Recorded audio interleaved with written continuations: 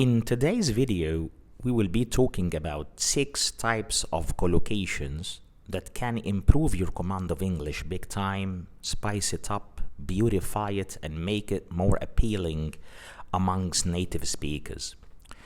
We talked about collocations in previous videos, and we said that a collocation is a package of words which go together.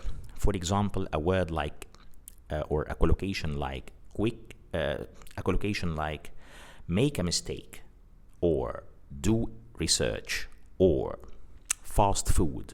All of these are fixed collocations, fixed packages of words which are used together or which go together. Today we will be discussing 6 types of these collocations that you can include in your speech and in your writing in order to enhance it to a great extent. The first type of collocations is having an adjective followed by a noun. For example, we have bright color, we have major problem, we have key issue. So as you can see, bright, major, and key are adjectives, followed by 3 nouns, which are color, problem, and issue. So these are 3 collocations in which we have an adjective followed by a noun. Let me contextualize these collocations for you by placing them in examples. We say, for instance, James always wears red or yellow or some other bright color. Again, James always wears red or yellow or some other bright color. So we are using the adjective bright and the noun color together as a collocation. Unemployment is a major problem in our country. Unemployment is a major problem in our country. That's another collocation. Major problem, major adjective, problem, noun. Improving the health service is another key issue for government. Again, improving the health service is another key issue for the government, which means it's an important topic for the government. It's an urgent one that it needs to address or to tackle ASAP, or as soon as possible. And by the way, there is another alternative pronunciation for the word issue, and it's chiefly British. Only the British might pronounce it that way. They pronounce it issue. Issue. So the word issue, which is spelled I-S-S-U-E, is pronounced, usually it's pronounced issue, but in some British regions they pronounce it issue. Right. So this is the first type of collocations. I'll give you 3 examples of each type of collocations. We have 6 types of collocations to cover today. The second one is having a noun followed by a verb. Having a noun followed by a verb. For example, we have the economy booms. Economy booms. Company expands. Company expands. And companies merge. Companies merge. So as you can see, we have the nouns economy, company, companies, followed by verbs. Booms, expands, merge. What is the meaning of these collocations? So if an economy booms, it means it becomes stronger. It gets stronger. If a company expands, this means it gets bigger and bigger. Maybe it opens new branches in other countries or in other cities and towns. And if 2 companies merge, this means that they are combined together into one new company. So company A and company B, they merge, making up a new company, company C. Let's contextualize these collocations by putting them in examples. The economy of our country boomed in the 1990s. Again, the economy of our country boomed, which means it got really stronger in the 1990s, in the decade of the 90s, from the last century, the 20th century. We can also say the company has expanded and now has branches in the most major cities. Again, the company has expanded and now has branches in most major cities. As you can see, the company has expanded, the noun company, followed by the verb expand. And we can also give a third example, which says the two companies merged in 2003. The two companies, that's the noun, the two companies merged, that's the verb, merged in 2003. This is the second type of collocations. The third takes the pattern a noun of noun. A or a noun of noun. For example, we have a surge of anger. A surge of anger. We have a sense of pride. A sense of pride. And we have a pang of nostalgia. A pang of nostalgia. What are the meanings of these three collocations? Right. A surge of anger is a sudden feeling of anger, a sudden increase in anger that you feel. A sense of pride is a feeling that you are proud of yourself, or that you are proud of somebody or of something.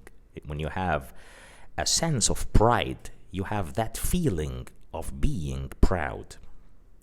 And a pang of nostalgia is a feeling of nostalgia that you have. Nostalgia means that you remember things, sweet things that happened to you in the past. So when you have, or when you feel a pang of nostalgia, this means that memories keep coming up in your mind. Memories from your past keep coming up in your mind, reminding you of your past. And usually we're talking here about sweet or good memories. Let's have some examples.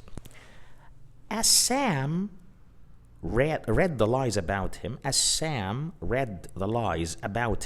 he felt a surge of anger, or he had a surge of anger, which means a strong feeling of anger. Every parent feels a sense of pride when their child does well. Every parent feels or has a sense of pride when their child does well. I had or I felt a pang of nostalgia when I saw my old photos. I felt or I had a pang of nostalgia when I saw my old photos. By the way, pang is spelled P-A-N-G. Nostalgia is spelled N-O-S-T-A-L-G-I-A.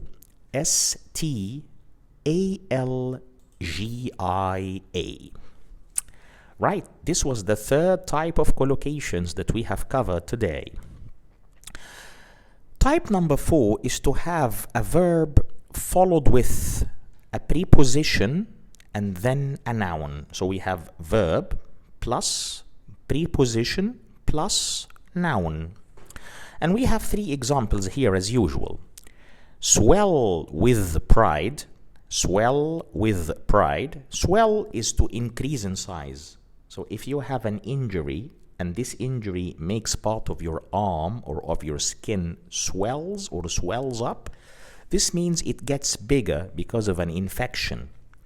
But the use here, or the usage here, is rather metaphorical or figurative. If you swell with pride, this means that you feel extremely proud, maybe too much pride you feel. So, swell with pride is the first collocation that takes the pattern verb plus preposition plus noun. Collocation 2 is filled with horror. filled with horror, which means extremely afraid, extremely frightened and scared, petrified. And collocation number 3 is to burst into tears. Burst into tears, which means start crying suddenly. When you burst into tears, it means that you start crying suddenly. Let's have examples as usual. As Jack went on stage to receive his gold medal, his parents were swelling with pride. Again, as Jack went on stage to receive his gold medal, his parents were swelling with pride. Swell, verb, with preposition, pride, noun, which means that they were feeling extremely proud of their son. I was filled with horror when I read the report about the explosion. I was filled with horror. Verb, filled, preposition, with, noun, horror, when I read the report about the explosion, which means I was so petrified, I was extremely frightened. When she spilled juice on her new skirt, the little girl burst into tears. Again, when she spilled juice on her new skirt, the little girl burst into tears, which means that she suddenly started crying very hard. Right, this was collocation type number 4. Now let's move on to type number 5 of the 6 types of collocations we are discussing today. And type 5 is composed of a verb followed by an adverb. A verb followed by an adverb. We have 3 examples. Place gently, place gently. Whisper softly, whisper softly. Smile proudly, smile proudly. Right, so if you place something gently somewhere, this means that you are very careful as you carry it or as you hold it, and as you place it or put it somewhere, you put it very slowly and you put it very carefully. So if you place something gently, it means that you carefully put it somewhere. If you whisper softly, this means that you say something to somebody in a very low voice, in a very quiet voice, so that the other people don't hear you or can't hear you. That's to whisper softly. And to smile proudly means to smile because of your feeling of pride. You are very proud of yourself, or you are very proud of somebody or something, so you smile with pride and you smile proudly. So let's have the examples. He placed the beautiful vase gently on the floor. He placed the beautiful vase gently on the floor. Placed is the verb, gently is the adverb. Another example. I love you and wanna marry you. I love you and wanna marry you. Derek whispered softly to Marcia. Derek is a man. He whispered softly to Marcia, who is a woman. So he whispered softly to her because he doesn't want any other person to hear what he's saying to her, right? And that's the verb whisper, and that's the adverb softly, which means to speak very quietly and in a low voice.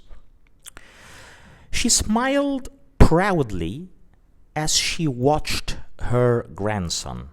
She smiled proudly as she watched her grandson. She was very proud of her grandson, that she smiled proudly as she was watching him doing something good or doing well at a certain thing. So smile is the verb, proudly is the adverb. Right, so this was type 5, which was about a verb followed by an adverb. Now let's cover the last type of collocations in today's video, type number 6, and that's to have an adverb followed by an adjective, an adverb followed by an adjective. For example, happily married. If two people are happily married, this means that they are married, they are a husband and wife, and they have a happy marriage. So happily married. Fully aware.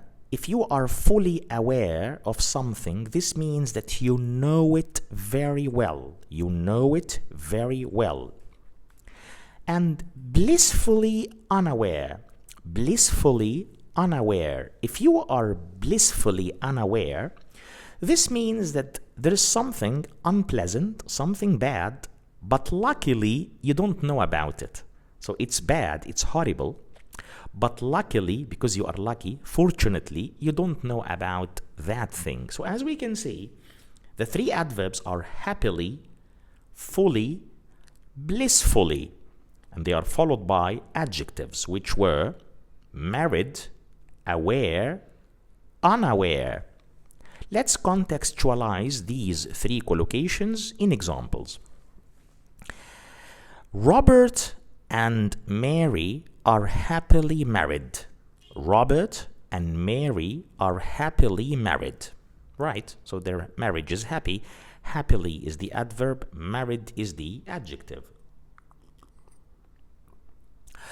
I am fully aware that there are serious problems.